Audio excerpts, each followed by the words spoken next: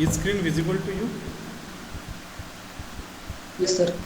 Okay, so as you see, today we are going to start our chapter number 4, that is posology under unit 1. So this is last chapter under your unit 1, that is chapter number 4. So this is regarding the posology. So if you see, the word is derived from again Greek word, that is posos. So what is meant by posos? The English meaning of the posos is that how much, and what is meant by logos, that is science, right? So posology is the science of how much, right? So if you see the two birds on the screen, say they are saying that what are the different words for the posology. So if you see, there are the pharmacology, dosage rate, pharmacy, dosology, pharmaceutics, materia medica, and pharmacological medicines. So these are the some words maybe which are correlate to your posology. Okay. So if you see the definition, so the posology is a branch of medical science which deals with dose or quantity of drugs which can be administered to patient to get a desired pharmacological action. So what is posology? So the branch of medical science which deals with the quantity of drug, means how much amount of drug was to be administered to a patient for what? To get a desired pharmacological action. What is meant by desired pharmacological action? If any patient is suffering from temperature or cold, okay, and a body pain, so what amount of drug? In that case, I am using a drug like a paracetamol. Okay, so who have antipyretic and analgesic action, right? So what is meant by antipyretic? It reduces the body temperature. Okay, in fever condition or cold condition, what exactly happen? The body temperature rises, right? So in that case, I want to require to reduce that body temperature, and that will given by the antipyretic action of paracetamol. Again, in the same condition, the body pain is there. So another effect of paracetamol is that analgesic. So what analgesic do? It reduces the body temperature, right? So what exactly quantity of paracetamol is required to that patient to achieve the desired pharmacological action? So in that case, what is pharmacological action? To reduce the body temperature and to reduce the body pain. So this is my pharmacological action. So this is your this is your posology that will give how much quantity of drug is to be required. Okay, so there will be a question in your mind that we have a pharmacopoeia, right? So in that case, if you have a pharmacopoeia, in that you have provided the number of formulations of each individual drug. In that they have provided the strength of drug. Okay, so if there is a specific reference book in which desired dose or the concentration of drug is given, then why we need to calculate another quantity of drug? Okay, so this might be a question in general. But what happened exactly? In last chapter we have seen the factors may be considered while giving a prescription. In that case, age, sex, okay, so or the body weight is required.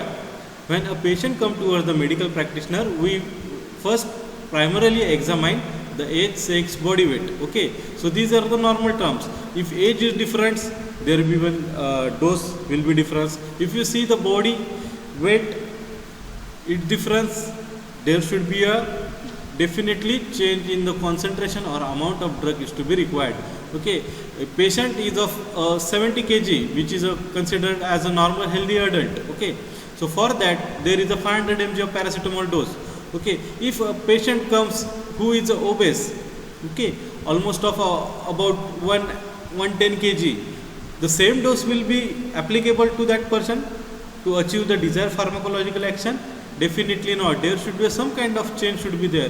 If the patient comes who is underweight, okay, almost of 35 kg of patient who is his age is adult, he is of almost 30 kg, sorry, 30 years, and his weight is almost 40 or 42 kind of kg of weight. Okay, so he is almost underweight. Okay, so in that case we have to calculate that particular dose, because if this calculation is mismatched according to the weight, age, sex, and number of factors are there, we are going to see. So if this calculation is not is going to be wrong, your desired amount of dose which required to elicit pharmacological action will be changed, and we will get a different pharmacological action. In that case we can say it is as a side effect or toxicity of drug. So we do not want, or we do not have the side effects and desired toxicological effect of that particular drug. So we need to calculate the particular drug dose or exact dose of that particular drug. So for that purpose we have designed, and we are going to study the posology, which deals with a science of how much quantity of drug we are going to administer. Okay, so before going to the calculation part, we need to understand what are the different factors will influence your dose. So immediately take a screenshot of this, because this all 16 factors we have to remember. हे 16च्या 16 factors तुम्हाला लक्षात असले पाहिजेत, कारण पोसोलॉजीमध्ये फक्त हे 16 factors आणि calculation हा दोनच पार्ट आहे, आणि ह्याच्यावरती आयदर फॅक्टर्सवरती और आयदर कॅल्क्युलेशनवरती तुम्हाला क्वेश्चन येणार, डेफिनेटली येणार. Okay, so if you remember this 16 factors you will understand the whole posology. Okay, I hope सगळ्यांना पोसोलॉजीची बेसिक कन्सेप्ट तुम्हाला कळलं असेल. पोसोलॉजी म्हणजे काय समजलं तुम्हाला, की आपल्याला ह्याच्यामध्ये कॅल्क्युलेट करायचं की एखाद्या पेशंटला आपण किती अमाऊंटमध्ये डोस दिला पाहिजे, आणि आपण तो डोस देताना आपण कुठले कुठले फॅक्टर कन्सिडर केले पाहिजेत की तो डोस आपला फ्लक्च्युएट करू शकतात. For example your dose factor number 1 is age, then number of second that is sex, then body weight, then route of administration, then time of administration, then environmental factor, 7th one is emotional factor, then presence of disease, then accumulation, additive effect, then synergism, antagonism, idiosyncrasy, then tolerance, tachyphylaxis, then metabolic disturbance. So these are the 16 different factors which are influencing the dose. Dose means the quantity of amount of drug which is required to be produce a desired pharmacological action. Okay, I hope everyone has taken the screenshot. Just remember that and keep these factors in your mind. Okay, so we are going to discuss individual each and every factor, how it will be affect. So before going to in detail in each and every factor, you have to give example in each factor. Suppose you have to write factors in your answers, then you have to support that factor with example. So how a particular drug will be affected by that particular factor with example. Then we straight away go with our factor number 1. Our first factor is that age. So if the pharmacokinetics of many drugs may change with the age, that you know that जसं जसं age बदलणार आहे तसं तसं फार्माकोकायनेटिक property आपले change होणार आहेत. फार्माकोकायनेटिक properties म्हणजे काय, absorption, distribution, metabolism and excretion. Okay, आता कन्सिडर करा एक बेबी पेशंट आहे, एक अडल्ट पेशंट आहे आणि एक old age that is geriatric patient आहे. ओके, किंवा पर्सन्स आहेत. आता एखाद्या पर्टिक्युलर ड्रगचं ॲब्सॉर्प्शन बेबी पेशंटमध्ये थोडं वेगळं होणार आहे, अडल्टमध्ये वेगळं होणार आहे आणि जेरिएट्रिक पेशंटमध्ये होणार आहे. बरोबर आहे, कारण बॉडी पार्ट्स हे प्रॉपरली डेव्हलप नसतात पेडियाट्रिक पेशंटमध्ये, अडल्टमध्ये ते प्रॉपरली डेव्हलप असतात, आणि जेरिएट्रिक पेशंट जे आहेत त्यांचे काय झालेले असतात, यूज होऊन किंवा जसं जसं एज होणार आहे तसं after some time their body parts reduces their working, right?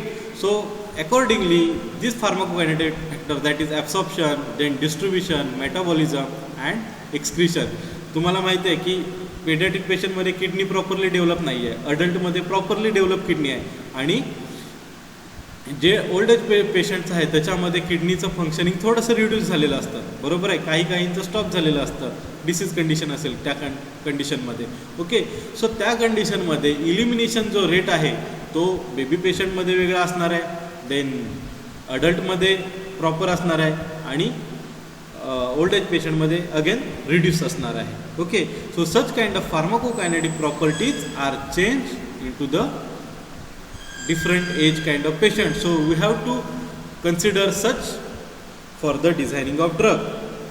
Then children and old people need lesser amount of drug than normal adult dose because they are unable to excrete drug to a extent as adult. जसं मी तुम्हाला सांगितलं की चिल्ड्रनला आणि अडल्टला आपल्याला laser amount of drug द्यायला लागणार आहे, कारण adult compare to the adult.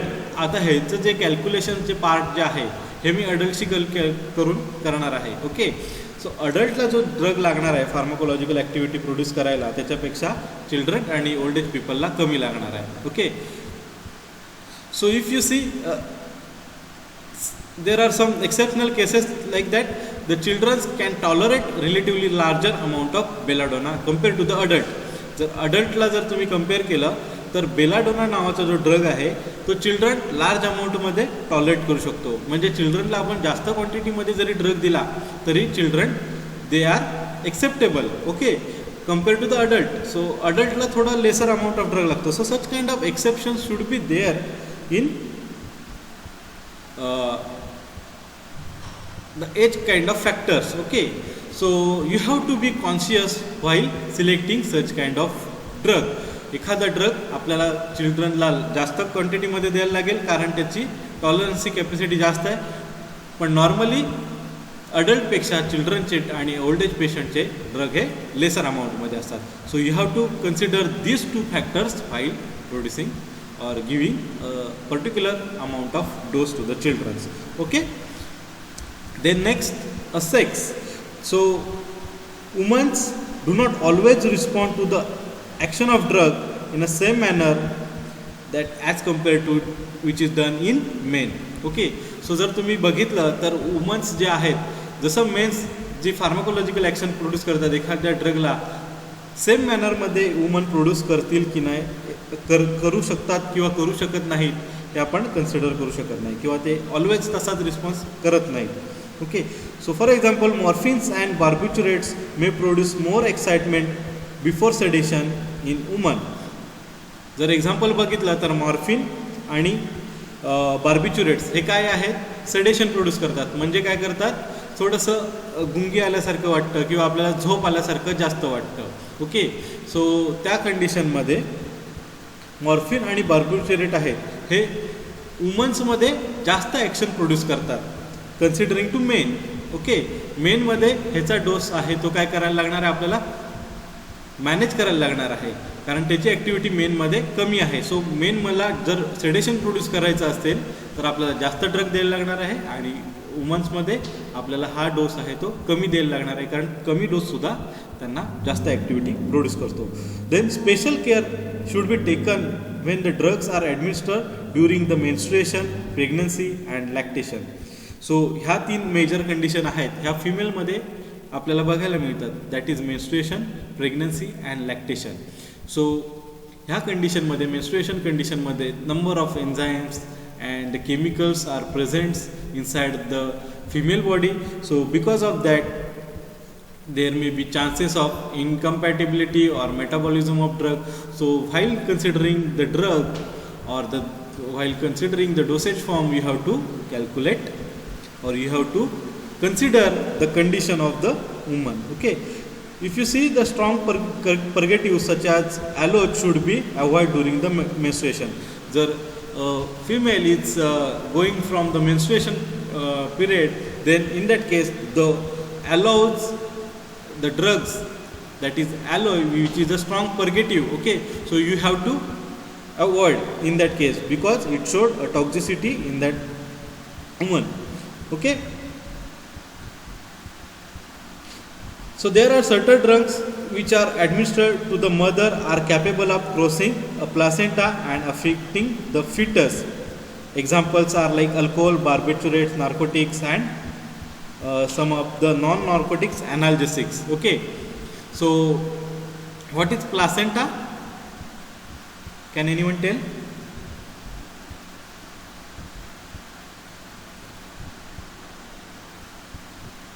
It connects umbilical cord to fetus. Exactly. So it connects towards the umbilical cord and it is connected to the fetus. Okay. So some drugs may cross the placenta. So if they cross the placenta, they come towards the baby. Okay, directly via your umbilical cord. Okay. So if a drug such as your alcohol, barbiturates, narcotics, and some kind of analgesics, if you are going to give to the pregnant woman, in that case they will directly go towards the baby inside the mother. Okay, so in that case they produce a toxicity to that baby. Okay, so while giving such kind of dose or such kind of some kind of quantity of dose, you have to calculate that either it will cross the placenta or not cross the placenta. In the same manner, the mother who are in on the lactation, in that case the drug may becomes via the milk of that mother to the baby patient. Okay, so in that case if they are come from the lactation, we have to calculate the dose to avoid the such kind of passage from the mother to the baby. Okay, so these terms we have to consider while giving a dose to the particular female. Okay, so such kind of factor may affect your dose quantity to the male or female. So this is one more factor. Then we will move towards a body weight. So if you see, the average dose is mentioned either in the terms of mg per kg, that is for body weight, or the total single dose for an adult who is weighing between 50 to 100 kg. So if your healthy adult dose adult, we can say it ranging from 50 to 100 kg. Okay, so dose is calculated according to the mg per kg body weight. Okay, so however the dose expressed in this fashion may not be applied in the case of obese patient, also in children and malnourished patient. It should be calculated according to the body weight. Okay, so जसं मी तुम्हाला सांगितलं की मागाशी example दिलं की अडल्टला compare करून आपण dose design करतो, पण त्याचं रेंजिंग काय आहे 50 to 100 kg आहे. जर ह्याच्या वरती जर वेट त्याचा असेल तर ओबेस पेशंट म्हणू, त्याच्या असेल तर माल नरिश पेशंट आपण म्हणू. ओके, किंवा चिल्ड्रन पण आपण ह्याच्यामध्ये कन्सिडर करू. ओके, सो ह्या कंडिशनमध्ये जर पेशंटला जर डोस द्यायचा असेल तर आपला डोस आपल्याला कॅल्क्युलेट करायला लागणार आहे आणि तो कॅल्क्युलेटेड डोस आपल्याला पर्टिक्युलर द्यायला लागेल. 40 एजचा पर्सन असेल त्याला मी अडल्ट म्हणतोय, त्याचं वेट असेल तर 70 kg, त्याला मी 500 mg डोस देतो आहे. आता समजा 40 एजचा डोस पेशंट आहे आणि त्याचं वेट आहे almost of about 110 kg.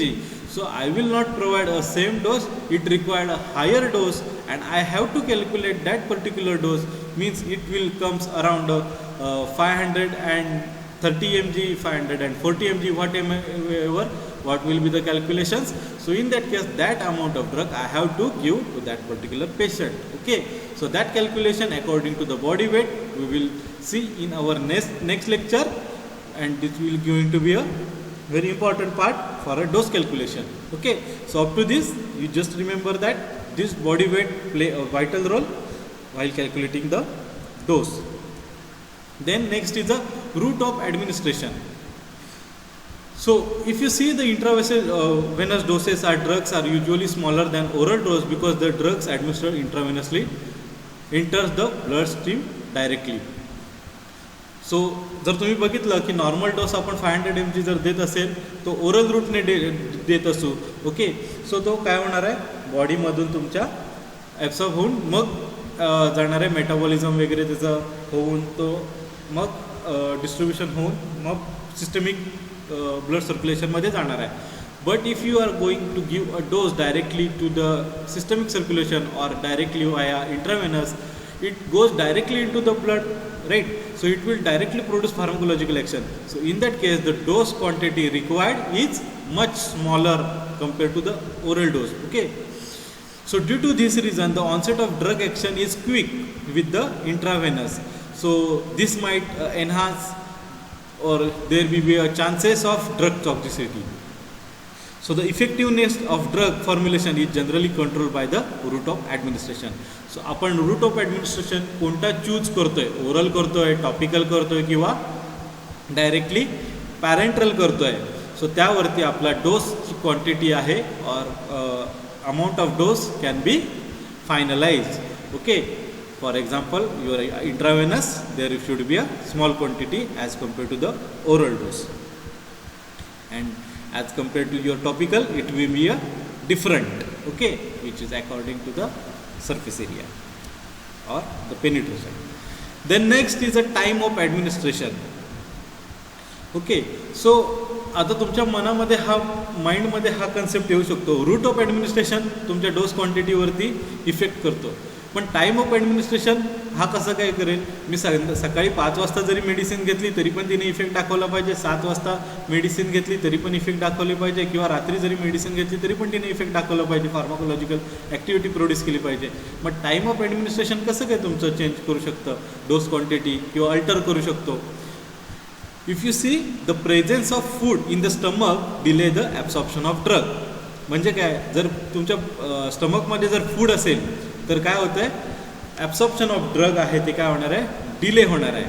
The drug are more rapidly absorb from the empty stomach. जर तुमचं स्टमक आहे एम्प्टी असेल तर काय होणार आहे, ड्रग आहे तो रॅपिडली ॲब्झॉर्ब होणार आहे. So the amount of drug which is very effective when it is taken before a meal, so it may not be that much effective when taking after the meal. समजा जर एखादा drug आहे तर मी before meal जर घेतला तर माझं काय स्टमक कसं आहे, एम्प्टी आहे. सो मला कमी क्वांटिटीमध्ये तो ड्रग लागणार आहे माझं ॲब्सॉर्प्शन व्हायला आणि फार्माकोलॉजिकल ॲक्टिव्हिटी प्रोड्यूस करायला. पण तेच कम्पेअर मी अपोजिट फॅक्टरमध्ये कन्सिडर केलं, जर स्टमकमध्ये जर फूड असेल आणि जर मला मी ड्रग दिला तर मला त्या कंडिशनमध्ये ड्रग जरा क्वांटिटी जास्त द्यावी लागणार आहे. Okay, because it will alter the absorption of the drug. Okay, with this then another question in the mind that, मग जर असं असेल तर बऱ्याचशा वेळी आपण काय म्हणतो की एखादी मेडिसिन आफ्टर मील घ्या तुम्ही. ओके, मग जर आफ्टर मील जर आपण मेडिसिन देत असू तर त्या कंडिशनमध्ये ॲब्सॉर्प्शन ऑलरेडी रिड्यूस होणार आहे तुमचं. तर त्या कंडिशनमध्ये प्रॉब्लेम काय होतो, the irritating drugs are better tolerated if the administration after meal. For example your iron, arsenic and cod liver, it should be always given after the meal. So some kind of drugs may producing irritating effect in your stomach. तर त्याचं जे irritation आहे ते आपल्याला काय करायला लागेल, आपल्याला रिड्यूस करायला लागेल. मग ते रिड्यूस आपण कसं करू शकतो, जर प्रेझेन्स ऑफ फूड जर असेल बॉडीमध्ये तर त्याचं इरिटेशन आपण कमी करू शकतो. आता आपण त्या ड्रगचं इरिटेशन कमी केलं आहे because of presence of food, पण आपल्याला माहिती आहे की तिथे प्रेझेन्स ऑफ फूड आहे म्हटल्यावरती माझ्या ड्रगचं ॲब्सॉर्प्शन कमी होणार आहे, म्हणजे मला जास्त ड्रग तिथे प्रोव्हाइड करायला लागणार आहे. Okay, so if the dose might be required of 400 mg, in that case I will increase my dose up to the 500 mg, and that 500 mg I will give to that patient after the meal. Okay, so the exact quantity of drug, in that case the drug irritation is reduced by the presence of food, and exact quantity of drug will be absorbed in my body and it goes into the systemic circulation and produce the desired therapeutic effect or pharmacological activity. So in that way the time of administration also alters your or influence the absorption or the dose. Then environmental factors. So if you see, the daylight is a stimulant and enhancing effect of the stimulating drug, and administration of the effective hypnotics.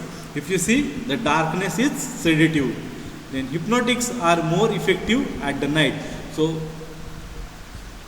जर तुम्ही एखादा stimulant drug जर तुम्हाला द्यायचा असेल तर तो आपल्याला डे टाईममध्येच द्यायला लागणार आहे, बरोबर आहे. स्टिम्युलेशन देतो आहे म्हणजेच काय करतो आहे, आपले जे बॉडी पार्ट्स आहेत ते काय होणार आहेत, ॲक्टिवेट होणार आहेत. सो डे टाईममध्ये जर आपण ॲक्टिवेशन आपली जी एनर्जी आहे ती लार्जर अमाऊंटमध्ये असते. सो डे टाईममध्ये जर आपण जर सच काइंड ऑफ स्टिम्युलंट्स ड्रग जर आपण प्रोव्हाइड केले तर काय होणार आहे, त्याचा जो इफेक्ट आहे तो जास्त भेटणार आहे. ओके, आणि त्याच्यामुळे काय होणार आहे, स्टिम्युलेटिंग इफेक्ट जास्त भेटल्यामुळे आपल्याला हिप्नॉटिक इफेक्ट आहे तो रिड्यूस होणार आहे, बरोबर आहे. आता ह्याच्या अपोजिट कंडिशनमध्ये जर बघितलं, हिप्नॉटिकचा जर आपल्याला इफोर्ट जर रिझल्ट जर आपल्याला जास्त पाहिजे तर आपण काय करणार आहे, ते आपण नाईट टाईमला देणार आहे, बरोबर आहे. त्याच्यावरती आपल्याला जास्त इफेक्ट भेटणार आहे. जर आपल्याला डे टाईमला जर इफेक्ट आपण प्रोड्यूस केला तर आपल्याला बॉडी डे टाईममध्ये हिप्नॉटिक्समध्ये जाईल किंवा सेडेटिव्ह आपल्याला ॲक्शन भेटेल, बरोबर आहे. For example your alprazolam 0.25 mg. Okay, हा एक आपला ड्रग आहे. अल्प्राझोलाम काय करतो एक्झॅक्टली, सेडेटिव्ह इफेक्ट दाखवतो आहे. सेडेटिव्ह इफेक्ट म्हणजे काय, आपल्याला झोप येते, बरोबर आहे. सर झोपेची गोळी जर आहे ती आपण मॉर्निंगमध्ये जर पेशंटला दिली तर ती ॲक्टिव्हिटी दाखवेल का, कारण आपली बॉडी ऑलरेडी एनर्जेटिक असते आणि आपली बॉडी तेवढी सेडेशन दाखवणार नाही. ओके, सो मी काय म्हणालो, अल्प्राझोलाम जो आहे माझा 0.25 mg चा आहे आणि जर मी तो डे टाईममध्ये जर त्याला दिला तर तो तेवढा इफेक्ट दाखवणार नाही. पण तो नाईट टाईममध्ये जर दिला तर काय होणार आहे, मला 0.25 mg ची सुद्धा क्वांटिटी सुद्धा सफिशियंट आहे त्या पेशंटला सेडेशन द्यायला किंवा झोप सफिशियंट द्यायला. जर मला त्या पेशंटला जर दुपारी झोपवायचं असेल तर मला अल्प्राझोलाम 0.25 mg सफिशियंट नाही आहे, because your body is much stimulated. Okay, so in that case you have to increase the dose for that patient and you have to give, instead of 0.25 mg you have to give 0.50 mg to that patient to effect such as a sedation to that patient. Are you getting my point? So such kind of environmental factor you have to consider while calculating dose. Then the next factor, these are the emotional factor, the personality and behavior of physician. I am talking about the physician. The personality and behavior of the physician influence the effect of drug, especially the drug which is intended for the use of psychomatic disorder. आता आपल्याला जर सायकोमॅटिक disorder जर असतील किंवा psychotic disease असतील तर त्या कंडिशनमध्ये एन्व्हायरमेंटल फॅक्टर जास्त वायटल रोल प्ले करतो. ओके, सो जर फिजिशियन्सचं जर पर्सनॅलिटी आणि बिहेवियर जर अशी इन्फ्लुएन्सिंग असेल तर त्याचा इम्पॅक्ट तुमच्या ड्रगवरती सुद्धा होतो. ओके, आता हा फॅक्टर तुम्ही सुद्धा बघितला असेल. नॉर्मली एखाद्या पर्टिक्युलर फिजिशियनकडेच गेल्यावरती आपल्याला बरं वाटतं. ओके, जर एखादा जर त्या दिवशी जर तो फिजिशियन अवेलेबल नसेल आणि आपण दुसऱ्या फिजिशियनकडे गेलो तर आपण म्हणतो की त्या फिजिशियन्सचा मला इफेक्ट भेटत नाही किंवा त्या फिजिशियनचा मला गुण भेटत नाही, मला हाच फिजिशियन लागतो. So such kind of psychotic और psychological effect can be achieve on the personality behaviour. आपल्या माइंडवरती तेवढं एक इमेज बनलेली असते की ह्या फॅक्टरमुळे आपल्याला और ह्याने दिलेल्या मेडिसिन्समुळे आपल्याला बरं वाटतं आहे. So such kind of impact should be on your drug. So these are the emotional factors. So if you see, the females are more emotional than compared to the males and it required the lesser dose of such kind of certain drugs. So जे असे psychotic certain drugs आहेत त्याचा जो impact आहे तो फिमेलवरती जास्त होऊ शकतो कारण फिमेल्स हा मोर इमोशनल आहे. सो त्या कंडिशनमध्ये मोर इमोशनल कंडिशनमध्ये फिमेलला तो डिझायर इफेक्ट जर घ्यायचा असेल तर आपल्याला डोस काय लेस द्यायला लागणार आहे. Compared to the male they are stronger emotional powers. So in that case they required a more dose to required increase pharmacological action. So if you see, a placebo effect is also there. So inner dosage form is called as a placebo, which resembles actual medicament in the physical property, are known as to produce therapeutic benefits in disease like angina pectoris and bronchial asthma. So anginal pectoris वगैरे ह्या कंडिशनमध्ये काय असतं, एखादी medicines आहे ती आपण placebo बनवतो. प्लासेबो बनवतो म्हणजे काय, आता तुम्हाला सगळ्यांना फॉर्म्युलेशन म्हणजे काय ते माहिती आहे. फॉर्म्युलेशन म्हणजे काय, ड्रग प्लस एक्सिपियंट. आता ॲक्च्युअल फार्माकोलॉजिकल ॲक्टिव्हिटी कोण प्रोड्यूस करणार आहे, तर ड्रग प्रोड्यूस करणार आहे, बरोबर आहे. आता जर सेम फॉर्म्युलेशन आहे, सगळंच्या सगळं मी सेम बनवतो आहे. पॅरासिटामॉलची टॅबलेट आहे समजा, मी एक एक्झाम्पल म्हणून देतो आहे. एन्जायना पेक्टोरिसमध्ये पॅरासिटामॉल यूज करत नाहीत, पण तरी पण तुम्हाला समजावं म्हणून मी हे एक्झाम्पल करतो आहे. पॅरासिटामॉलची टॅबलेट आहे, ओके. आता ह्याच्यामध्ये काय आहे, ड्रग प्लस एक्सिपियंट. आता मी काय करणार, त्याच्यातला ड्रग आहे तो रिमूव्ह करणार, फक्त काय करणार, एक्सिपियंटच ठेवणार. सगळं फॉर्म्युलेशन, सगळी मेथड ऑफ प्रिपरेशन माझी सेम आहे, फक्त त्या फॉर्म्युलेशनमध्ये माझा ड्रगच नाही आहे, ओके. आता त्या फॉर्म्युलेशनला मी काय म्हणणार आहे, प्लासिबो म्हणणार आहे, बरोबर आहे. You are getting my point. And that placebo will also act as your medicine. आता मला घेताना मला माहिती आहे की मी मेडिसिन घेतो आहे जी माझ्या डिसीजवरती इफेक्ट करणार आहे, ओके. पण फार्मासिस्टलाच माहिती आहे की हा प्लासिबो मेडिसिन आहे, याच्यामध्ये ड्रग नाही आहे, फार्माकोलॉजिकल ॲक्टिव्हिटी हा प्रोड्यूस करत नाही. पण such kind of diseases like angina pectoris, this placebo effect also lift your pharmacological activity, okay. So such kind of placebo effect will produce pharmacological activity or pharmacological action and we will achieve desired therapeutic effect. So such kind of emotional factors will play to reduce the drug. So ह्या कंडिशनमध्ये प्लासिबोमध्ये आपण dose किती दिला आहे, 0 दिला आहे, कारण त्याच्यामध्ये ॲक्टिव्ह ड्रगच नाही आहे, तरीसुद्धा आपण ॲक्शन प्रोड्यूस करू शकतो आहे, okay. So these are the emotional factors. Then next is the presence of disease. So drugs like barbiturates and chlorpromazine may produce usually prolonged effect in a patient having liver cirrhosis. जर एखाद्या पेशंटला liver cirrhosis असेल म्हणजे त्याला काय आहे, already एक disease आहे, ओके. आणि त्या कंडिशनमध्ये जर मला त्याला बार्बिच्युरेट्स किंवा क्लोरप्रोमाझाईन जर द्यायचे असेल, ज्याचा सेडेशन इफेक्ट आहे, हे 2 ड्रग काय आहेत, हे सेडेशन प्रोड्यूस करतात, म्हणजे थोडीशी झोप प्रोड्यूस करतात. मग एखाद्या पेशंटला जर लिव्हर सिरोसिस असेल, मला माहिती आहे हा जो पेशंट आला त्याला लिव्हर सिरोसिस आहे, तर त्या कंडिशनमध्ये जर मला त्याला झोपेची जर गोळी द्यायची असेल तर काय होणार आहे, it may produce a usually prolong effect. म्हणजे काय होणार आहे, जर मी त्याला बार्बिच्युरेट दिलं तर लॉंगर पिरियड ऑफ टाईममध्ये त्याला तो इफेक्ट भेट राहणार आहे. म्हणजे तो पेशंट आहे तो बराच वेळ त्या एका गोळीने बराच वेळ झोपून राहणार आहे, बरोबर आहे. सो मला काय केलं पाहिजे, त्याची ती डिसीज कंडिशन आयडेंटिफाय करून त्याला तो डोस कमी द्यायला लागेल. तर नॉर्मली त्याला 0.25 mg हा त्याचा डोस असेल अडल्टचा, तर त्याची डिसीज कंडिशन बघून मला काय करायला लागेल, तो रिड्यूस करून 0.125 mgचा डोस द्यायला लागणार आहे, बरोबर आहे. सो मी डोस निम्मा केला, कारण मला माहिती आहे त्याला डिसीज झाला आहे आणि त्याच्यामुळे बार्बिच्युरेट्स त्याच्या बॉडीमध्ये बराच वेळ राहणार आहे. So one more example is that streptomycin excreted mainly by the kidney may prove a toxic effect if kidney of the patient is not in working condition. Okay, जर त्याची किडनी जर प्रॉपर कंडिशनमध्ये वर्क करत नसेल तर काय होणार आहे, स्ट्रेप्टोमायसिन सारखे जे ड्रग आहेत ते टॉक्झिसिटी प्रोड्यूस करणार आहे. Okay, so during a fever a patient can tolerate high dose of antipyretic than a normal person dose. So antipyretics paracetamol हा अँटीपायरेटिक आहे, तो नॉर्मल डोस 500 mg आहे.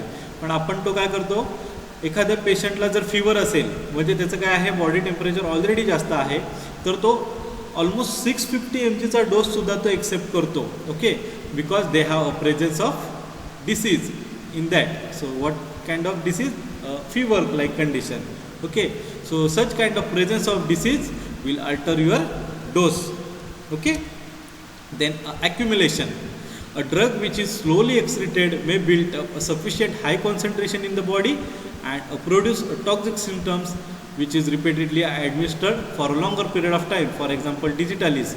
एकदम सिंपल लँग्वेजमध्ये सांगायचं झालं तर काय, एखादा ड्रग आपण एखाद्या पेशंटला जर भरपूर वेळासाठी आपण जर त्याला भरपूर पिरियडसाठी देत असेल, म्हणजे एकदम 1 वर्ष 2 वर्ष 3 वर्षासाठी जर आपण त्याला देत असू, तर काय करतो तो ॲक्युम्युलेट होतो किंवा हायर कॉन्सन्ट्रेशन आहे तो बॉडीमध्ये साचून राहतो, स्टोअर होतो आणि त्याचं एक्सक्रिशन आहे ते त्याच्यामुळे स्लो होतं किंवा जे त्याचं एक्सक्रिशन आहे ते स्लो झाल्यामुळे आपण काय करतोय, आज 10 mg मी त्याला डोस दिला आहे, ओके, त्यातला तो 9 mg इलिमिनेट करणार आहे, 1 mg बॉडीमध्ये राहिला, ओके, 1 mg तो रिड्यूस करू शकला नाही, उद्या मी पुन्हा 10 mg देणार आहे, बरोबर आहे, त्याच्यातून तो पुन्हा 9 mg रिड्यूस झाला आणि 1 mg राहिला. आता होतंय काय, मागचा एक आणि आत्ताचा एक असे मिळून 2 mg बॉडीमध्ये परत प्रेझेंट राहतोय.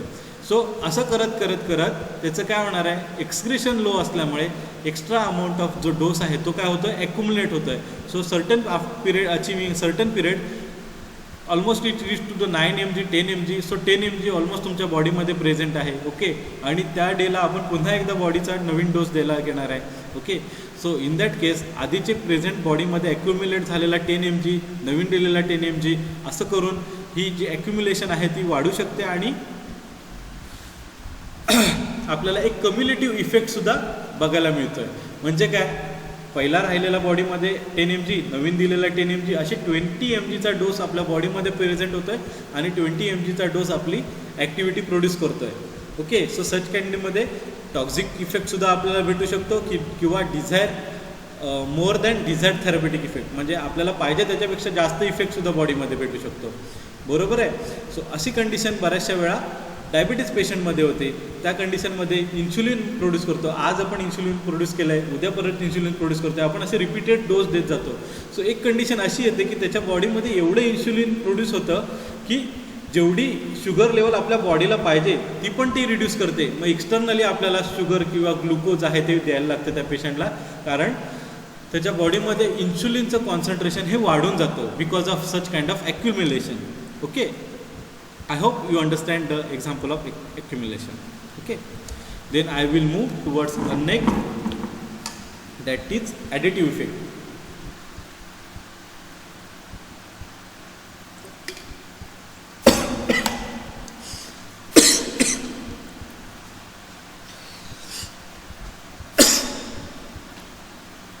Sorry.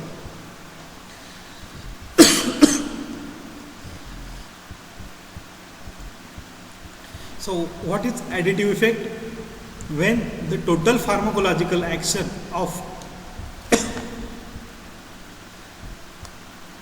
two or more drug is administered together, it is equivalent to the sum of their individual pharmacological action. The phenomena is called as additive effect. म्हणजे कळलं? नाही कळलं.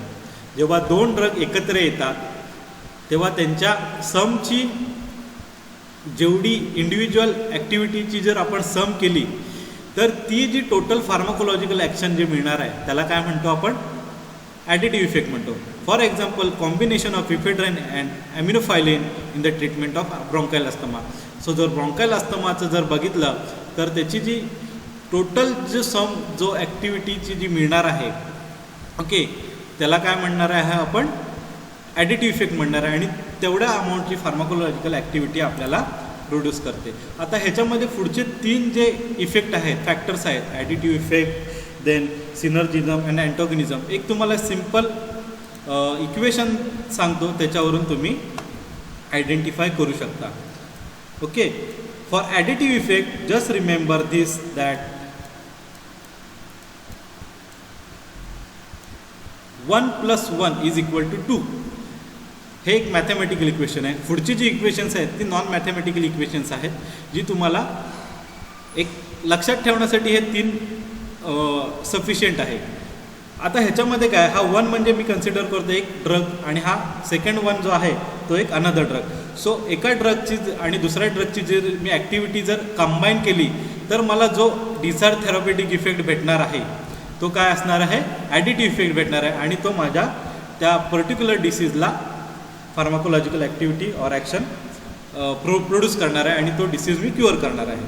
म्हणजे मी हे इक्वेशन काय म्हणतो इथे, 1 + 1 = 2. म्हणजे एकटा ड्रग मला 2 रिझल्ट दाखवणार नाही आहे. सो मी काय करणार आहे, 2 ड्रग एकत्र करणार आहे, आणि त्याचा जो इफेक्ट भेटणार आहे तो मला काय भेटणार आहे, ॲडिटिव्ह इफेक्ट भेटणार आहे, okay. So this will your additive effect. So 2 drug जर मी एकत्र घेतले तर ते 2 ड्रग एकमेकांची ॲक्टिव्हिटी बूस्ट करतात, आणि त्यांची जी टोटल ॲक्टिव्हिटी जे भेटणार आहे ती काय करणार आहे, माझं डिराईव्ह थेरपेटिक इफेक्ट प्रोड्यूस करणार आहे, okay. So in that case you have to calculate such amount of drug individually and you will predict the total pharmacological action produced by that two drug, that is additive effect. Then next is synergism. Okay, when two or more drugs are used, the combination in the combination form, their action is increased. The phenomena is called as synergism. The synergism is very useful when desired therapeutic result is difficult to achieve with a single drug. आता मी काय म्हटलं इथे मागाची जर figure जर तुम्ही आठवली mathematical equation 1 + 1 = 2. आत्ताच्या कंडिशनमध्ये काय आहे 1 + 1 = 3. आता मी असं इक्वेशन म्हणतोय 1 + 1 = 3. सिनर्जिझममध्ये होतं काय, ह्यातला जो ड्रग जो आहे ड्रग नंबर 1 हा माझा ड्रग नंबर 1 आहे, ह्याची फार्माकोलॉजिकल ॲक्टिव्हिटी 1 आहे आणि ह्याची फार्माकोलॉजिकल ॲक्टिव्हिटी 1 आहे. पण आता हे दोन ड्रग जेव्हा मी एकत्र करणार आहे तेव्हा हा जो माझा सेकंड ड्रग आहे तो काय करणार आहे, ह्या 1 नंबर ड्रगची जी काय आहे ती ॲक्टिव्हिटी काय करणार आहे, इन्क्रीज करणार आहे. म्हणजे हा जो कुठे एक समजा एक व्हॅल्यूची जर ॲक्टिव्हिटी प्रोड्यूस करत होता तो because of this it will becomes a 2. Okay, so ह्याची ॲक्टिव्हिटी वाढल्यामुळे 1 + 1 2 + 1 = 3. ओके, सो सिनर्जिझममध्ये काय होतं, एका ड्रगची ॲक्टिव्हिटी दुसरा ड्रग आहे तो वाढवतोय जेव्हा आपण ते दोन ड्रग एका फॉर्म्युलेशनमध्ये आणतोय. कळतंय तुम्हाला? आणि ह्या फॅक्टरला काय म्हणतात, सिनर्जिझम. आता मला डिझायर फार्माकोलॉजिकल ॲक्टिव्हिटी मिळवण्यासाठी मला ही अमाऊंट पाहिजे 3. ओके, पण हा एकटा ड्रग देणार आहे का, हा एकटा ड्रग माझं देऊ शकतो का, नाही देऊ शकत. हा एकटा ड्रग देऊ शकतो का, नाही देऊ शकत. जर मी ह्या दोघांना एकत्र केलं तर तो काय करतायत, हा ड्रग पहिल्या ड्रगची ॲक्टिव्हिटी वाढवतोय, त्याच्यामुळे मला वाढवलेली जी इन्क्रीज ॲक्शन आहे ती मला फार्माकोलॉजिकल ॲक्टिव्हिटीशी मिळवून देऊ शकतो. For example your procaine and adrenaline, when they combine together they increase the duration of action of procaine. So adrenaline जेव्हा मी प्रोकेन बरोबर मिक्स करतो तेव्हा काय करतो, तो ॲड्रिनलिन प्रोकेनची ॲक्टिव्हिटी प्रोलॉंग करतो आणि त्याच्यामुळे मला डिझायर थेरॅप्युटिक इफेक्ट भेटतो आहे. So this is your synergism, right. So आपल्याला कन्सिडर करायचं आहे की जेव्हा दोन ड्रग मी एकत्र आणतोय फॉर्म्युलेशनमध्ये तेव्हा ते सिनर्जिझम ॲक्टिव्हिटी प्रोड्यूस करतायत का. जर सिनर्जिझम ॲक्टिव्हिटी जर प्रोड्यूस करत असतील तर आपल्याला ॲक्शन जास्त मिळणार आहे, बरोबर आहे. सो आपल्याला तशा प्रमाणात ड्रग आहे तो डिझाईन करायला लागणार. Then next is antagonism. पहिल्या ॲक्युम्युलेशनमध्ये मी काय सांगितलं, 1 + 1 = 2, राईट. सिनर्जिझममध्ये मी काय सांगितलं, 1 + 1 = 3, बरोबर आहे. आणि आत्ता अँटॉगॉनिझममध्ये मी काय सांगतोय तुम्हाला, 1 + 1 = 0. मगाच्या फिगरमध्ये काय होतं, 1 + 1 = 2, 1 + 1 = 3. In this third factor 1 + 1 = 0. म्हणजे काय, when the action of one drug is opposed by the another drug the same physiological system is known as antagonism. म्हणजे काय, माझा एक ड्रग आहे तो काय करतोय, एक डिझायर थेरॅप्युटिक ॲक्टिव्हिटी करतोय. मी 2 ड्रग आहेत ते एका फॉर्म्युलेशनमध्ये घेतले, त्यातला एक ड्रग जो आहे तो एक फार्माकोलॉजिकल ॲक्टिव्हिटी प्रोड्यूस करतोय. पण मी त्याच्यामध्ये जो दुसरा ड्रग ॲड केला आहे तो काय करतोय, त्या पहिल्या ड्रगची ॲक्टिव्हिटीज रिड्यूस करतोय किंवा अपोज करतोय त्या ॲक्टिव्हिटीला. म्हणजे काय, पहिला ड्रग आहे तो फार्माकोलॉजिकल ॲक्टिव्हिटी प्रोड्यूस करणार नाही, त्याचा थेरॅप्युटिक इफेक्ट दाखवणार नाही, माझ्या बॉडीवरती इफेक्ट दाखवणार नाही. का तर मी तो दुसरा ड्रग ॲड केला आहे, सॉरी, तो अपोज करतोय माझ्या पहिल्या ड्रगला. So because of that their total pharmacological activity is oppose and this phenomena is called as antagonism. Okay, so the use of antagonism response to drug is valuable in the treatment of poisoning. म्हणजे समजा जर एखादं poisoning झालं असेल एखाद्या ह्याला, समजा हा ड्रग आहे मी तो बॉडीमध्ये इन्सर्ट केला, ओके, त्याने एक डिझायर फार्माकोलॉजिकल ॲक्टिव्हिटी केलं पण त्याच्यामध्ये टॉक्झिसिटी झाली. मग आता मला काय माहिती आहे की ह्याचा एक दुसरा ड्रग आहे तो काय करतोय, ह्याची ॲक्टिव्हिटी अपोज करतोय, म्हणून मी हा ड्रग ॲडमिनिस्टर केला आणि त्याची ही जी टोटल फार्माकोलॉजिकल ॲक्टिव्हिटी आहे ती मी completely 0 केली. So such phenomena is antagonism. So this will becomes again beneficial to human body. For example, your milk of magnesia is given in acid poisoning when the alkaline effect of milk of magnesia neutralize the effect of acid poisoning. जर बॉडीमध्ये acid poisoning झालं असेल तर आपण काय करणार, milk of magnesia आपण बॉडीमध्ये इंट्रोड्यूस करणार आणि त्याच्यामुळे काय होणार आहे, त्या ॲसिडला मिल्क ऑफ मॅग्नेशिया न्यूट्रलाइज करत आहे, म्हणजेच काय करत आहे, अँटॉगनाइज करत आहे आणि आपल्याला जे पॉयझनिंग आहे ते रिड्यूस करता येत आहे. So when the adrenaline, one more example, adrenaline and acetylcholine are given together, they neutralize the effect of each other due to antagonism because adrenaline is vasoconstrictor and acetylcholine is vasodilator. So हा एक one more factor आहे. आता व्हॅसोकॉन्ट्रिक्टर म्हणजे काय होणार आहे, तुमच्या व्हेन्स आहेत त्या कॉन्स्ट्रिक्ट होणार आहे, त्याची डायमीटर कमी होणार आहे आणि तुमचं काय होणार आहे, प्रेशर आहे ते इन्क्रीज होणार आहे. आता प्रेशर इन्क्रीज झालं तर म्हणजे काय होणार आहे, तुमचे हार्ट रेट वाढणार आहेत, स्ट्रोक होण्याचे चान्सेस आहेत. आता अशा कंडिशनमध्ये मी काय करणार आहे, दुसरा ड्रग देणार, त्याचं नाव आहे ॲसिटाइलकोलिन. त्याचा रोल काय आहे, व्हॅझो डायलेटर, म्हणजे तो व्हेन्स काय आहे तो डायलेट करतोय, म्हणजे इन्क्रीज करतोय डायमीटर. सो त्याच्यामुळे काय होणार आहे, प्रेशर आहे ते रिड्यूस होणार आहे आणि जो हार्ट रेट वाढलेला आहे तो रिड्यूस होणार आहे आणि जो हार्ट स्ट्रोक जो याचे चान्सेस आहेत ते कमी होणार आहेत. So I can achieve such kind of antagonism effect and I will reduce the chances of getting a stroke. Okay, so such kind of antagonism effect will be again beneficial to human body. So आपल्याला जर formulation करायचं आहे तर जे तो drone आपण drug add करणार आहे, सो त्यांचा अँटोगनिझम इफेक्ट आहे का, अँटोगनिझम ॲक्शन शो करतात का, हे सुद्धा स्टडी करणं आपल्याला तेवढंच गरजेचं आहे. Then idiosyncrasy, we are moving towards our next 13th factor, that is idiosyncrasy. So, extraordinary response to a drug which is different from a characteristic pharmacological action is called as idiosyncrasy. Okay, म्हणजे मी drug एक administer केला आहे बॉडीमध्ये आणि मला एक pharmacological activity पाहिजे होती. म्हणजे समजा मी एक पॅरासिटामॉल ॲड केलं आहे, त्याच्यामुळे बॉडीचं टेम्परेचर त्याने रिड्यूस करायला पाहिजे होतं, पण त्याने ती ॲक्टिव्हिटी दाखवली नाही. ओके, त्याने दुसरीच कुठली तरी ॲक्टिव्हिटी दाखवली बॉडीमध्ये. समजा त्या बॉडीने स्किनला रेडिश स्किन करून टाकली माझी. ओके, सो मला फार्माकोलॉजिकल ॲक्टिव्हिटी काय पाहिजे होती की त्याने टेम्परेचर रिड्यूस केलं पाहिजे होतं, पण त्याने काय केलं आहे, दुसरीच ॲक्टिव्हिटी दाखवली आहे, म्हणजे त्याने फार्माकोलॉजिकल ॲक्टिव्हिटी चेंज केली. त्या कंडिशनला काय म्हटलं जातं, आयडिओसिंक्रेसी म्हटलं जातं. So the word idiosyncrasy can be replace by your term allergy. आता सगळ्यांना ॲलर्जी तर सगळ्यांना माहिती आहे. आत्ता जी मी तुम्हाला एक एक्झाम्पल दिलं ते काय आहे, ॲलर्जी आहे. आता तुम्ही म्हणाल की एवढा सोपा शब्द होता ॲलर्जी, तर आयडिओसिंक्रेसी कशाला असं मी सांगितला. So this is your pharmacological term, that is idiosyncrasy.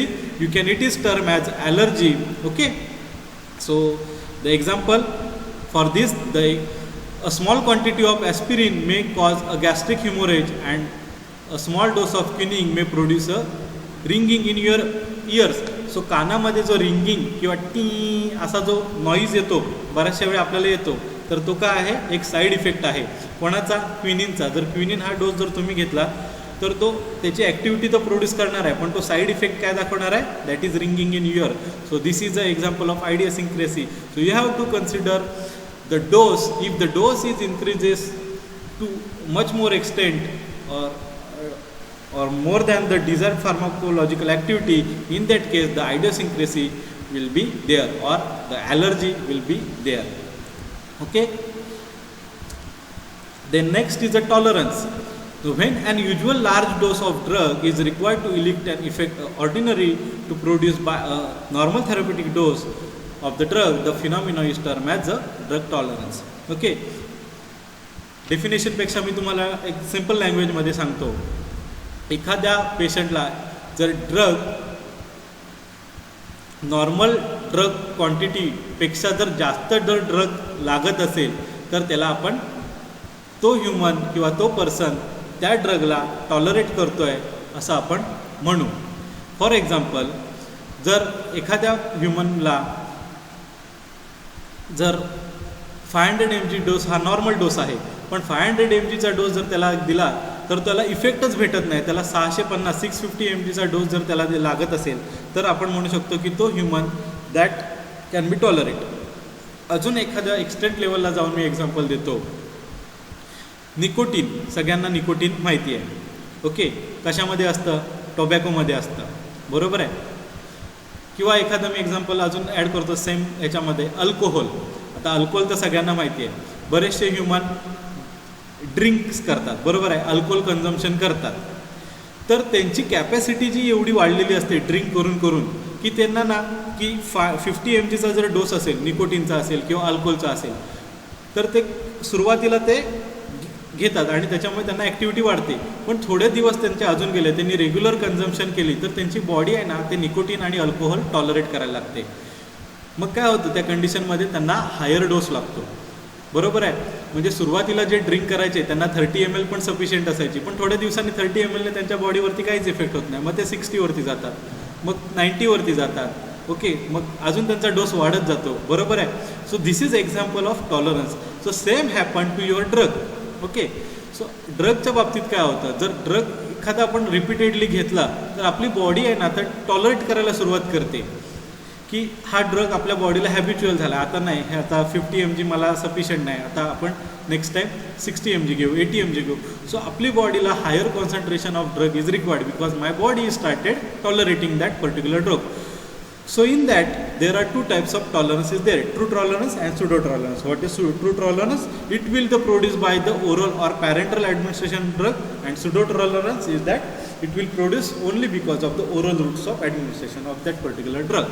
So these are the two type of tolerance in.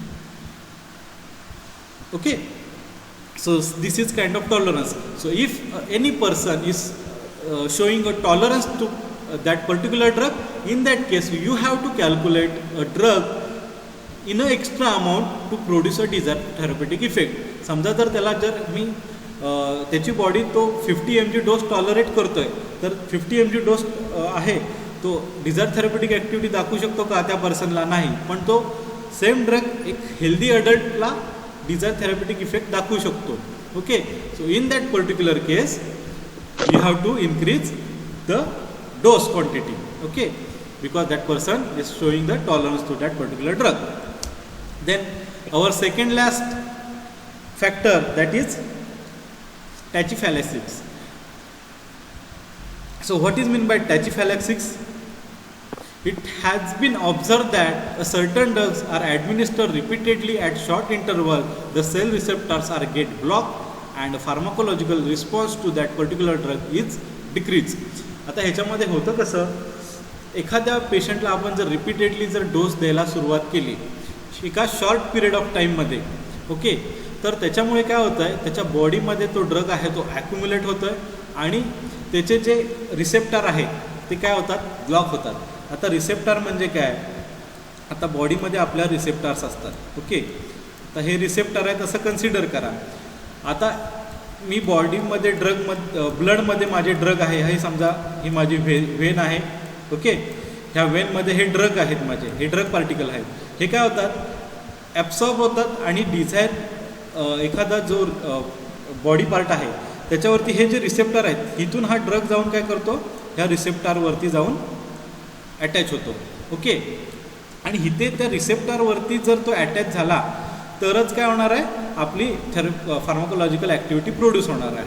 Okay, आता होतं कसं या कंडिशनमध्ये, शॉर्ट पिरियड ऑफ टाईममध्ये आपण ड्रग त्याला कंटिन्यू देत राहतो आणि त्याच्यामुळे काय होतं, इथला जो रिसेप्टरवरचा ड्रग आहे तो तिथेच राहतो आणि ब्लॉक करून टाकतो ह्या रिसेप्टरला. आता समजा जर मी सेकंड डोस दिला आणि ह्या सेकंड डोसला if somebody has remain to unmute, please mute your self. So हा जो सेकंड डोस जो मी प्रोव्हाइड केला आहे त्याच्यामुळे जो रिसेप्टर हा ऑलरेडी ब्लॉक आहे, बरोबर आहे, तर तो काय करणार आहे, ह्या रिसेप्टरवरती एकच हा ड्रग माझा अटॅच होऊ शकतो. सो सेकंड जो ड्रग आहे तो काय होणार आहे, ह्या रिसेप्टरला अटॅच होणार आहे का, नाही होणार, तो बाउन्स होणार आहे आणि पुन्हा तो काय होणार आहे, सिस्टमिक सर्क्युलेशनमध्ये येणार आहे. So such kind of because of that block, आता हा ड्रग ब्लॉक झाल्यामुळे त्याची ॲक्टिव्हिटी शो करून तो तिथेच झाला आहे. आता पुन्हा तो हा ड्रग जो ऑलरेडी अटॅच आहे तो काय झाला, इनॅक्टिव्ह झाला आता इथे. ओके, त्याने हा पूर्ण रिसेप्टर ब्लॉक करून टाकला आणि त्याच्यामुळे आता जो नवीन ड्रग ॲड करणार आहे मी तो रिसेप्टरला अटॅचच झाला नाही, त्याच्यामुळे फार्माकोलॉजिकल ॲक्टिव्हिटी प्रोड्यूस होत नाही आहे आणि आपला जो त्याची ॲक्टिव्हिटी आहे त्या ड्रगची ती काय होणार आहे, रिड्यूस होणार आहे आणि त्या कंडिशनला काय म्हटलं जातं, tachyphylaxis म्हटलं जातं. So in that case the drug response cannot be reverse by the increasing the dose.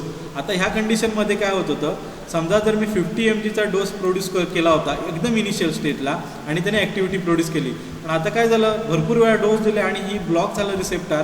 आणि आता मी काय केलं, मी माझा 100 mgचा डोस आहे तो ॲड केला, पण तरीसुद्धा हा रिसेप्टर ब्लॉक आहे, कुठलाही ओपन रिसेप्टर मला भेटत नाही आहे. त्याच्यामुळे माझा मी डोस जरी इन्क्रीज केला तरीसुद्धा माझा रिस्पॉन्स काय आहे तो भेटणार नाही आहे. If somebody remains unmuted please mute your self.